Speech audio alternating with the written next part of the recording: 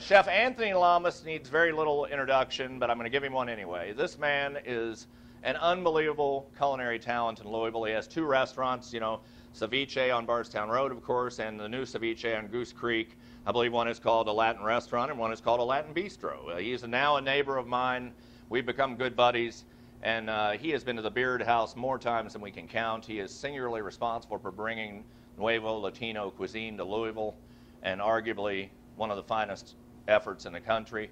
We are blessed to have him here tonight and his restaurants in town, and I'm psyched, so come on out here. Yeah, baby! Good to see you, my friend. Good to see you.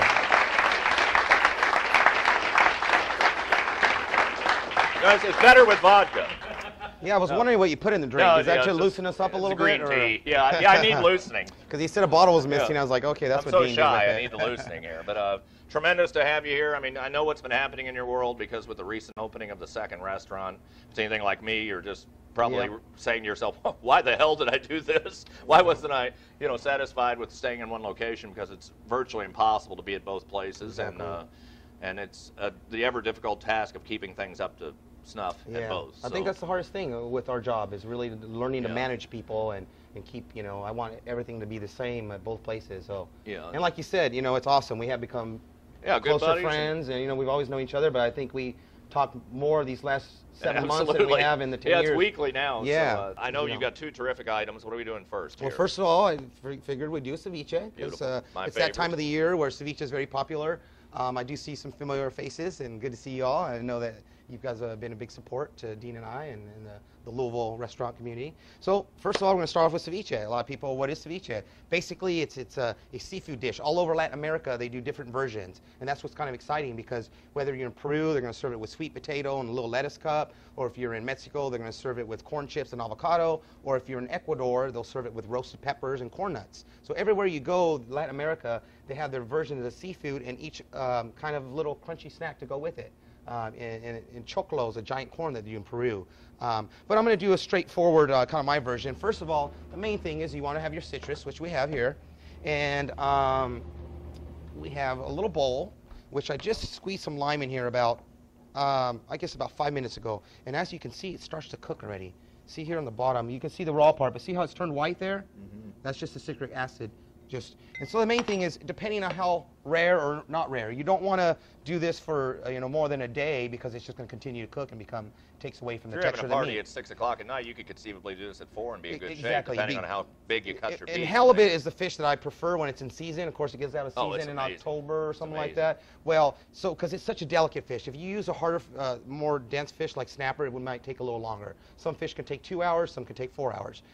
One thing my mother taught me was with shellfish, we actually blanch it to medium rare, like you would do shrimp cocktail, because otherwise it starts to cook the outside. By the time it gets the inside, the outside's chewy. So with lobster and types of shellfish like that, we actually like to blanch. With ahi tuna or oysters, we actually toss it right to order. You really don't want it to cook because you want that really nice, you know, delicate flavor. So basically, you want to start off with some nice fish. You know, that's the main thing. You never want to use a frozen fish, and you have to really get to know your fishmonger because you really want the best qualities possible. Yeah, that's so we just piece of halibut that's real pretty, and you can do it different ways. Now, if you wanted to serve it like kind of like sashimi style, you could do this, which is known as tirotiro. You can do some slices like that, and that way you can lay it on the plate. But the way we're doing this one, because depending on what I put into it, if I do avocado or cucumber, I'm going to cut them the same size as the fish. So basically, I'm just cutting them, as you can see here. I would think a sharp knife is crucial on this deal. That's exactly. You know, and people say, what is ceviche? You know, I best describe it as a kind of a seafood salsa, so to speak, because it's with chips and everything, or it's the Latin version of sushi, or the answer to sushi. And sushi has gotten so popular, maybe more people are into really trying fresh fish. So basically, we have our fish here, and I'm going to throw it right into this bowl here. And the main thing is you start with is some lime. I had this last week at his restaurant. I mean, because I know you had the salsa. The halibut. Yes, I mean, it's just the halibut is what I use when it's in season as our ceviche de dia. And I can do it almost raw. You know, I mean, I love it. Exactly. It's just such a, and you can eat this tirotiro style. Tirotiro is where the Peruvians were introduced sashimi by the Japanese. As they came across the Pacific, one of the first places they landed was Peru, so they introduced sashimi. So it's kind of like sashimi without wasabi, but with more like chilies and lime. So once you've sliced it, you just kind of drizzle it over, and you got with chopsticks and eat. It's called right. tiratiro. It means to throw, because it looked like thrown pieces of fish. Tiratiro. Okay, so we have our lime, which I already had squeezed. So as you see, as you start putting the limes, it just starts, the citric acid starts to cook. Once we've got this going here, okay, and like he said, this is ready to eat right now. You just take a spoonful of this. Beautiful. So we have our fish going here, cooking in the lime. Now, there is another trick to this too. If you know that you're not gonna, if you notice you have your fish and it's cooking too quickly, you can actually strain the juice out of it, and then you have your fish that's cooked. So you can actually do that part, get the cooking out of the way, drain the juice. When you're ready to have your dinner party, then you add in your flavoring mixture and your other, you can actually have a little juice, which we have some more lime in here. Like I said, jalapeno, avocado, and tomatillo, which is a green tomato. So we go right into here.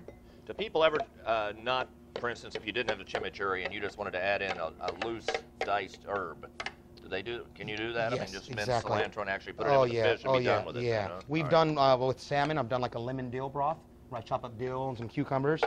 So salsa verde, green sauce, basically 3 green, and this is actually ready to go. Now in 2 hours it would be fully cooked here because the citric acid is starting to cook it. And what I do is, in the restaurant, we serve it in different ways. Like I said, you know, different. In the Caribbean, we have an ahi tuna ceviche that's served in a coconut, and that was when I was on a trip in the Caribbean. I noticed I had a conch ceviche served in a coconut. I was like, I love that. And they'll dice up pineapple and fry up plantains. So as you go to different countries, Costa Rica, Peru, Mexico, they all have their version of ceviche. So that's what fascinates me, is that I try to get inspired by all these different countries. And then pico de gallo, which is a straightforward raw salsa, where salsas are not always raw. It can be pureed or cooked.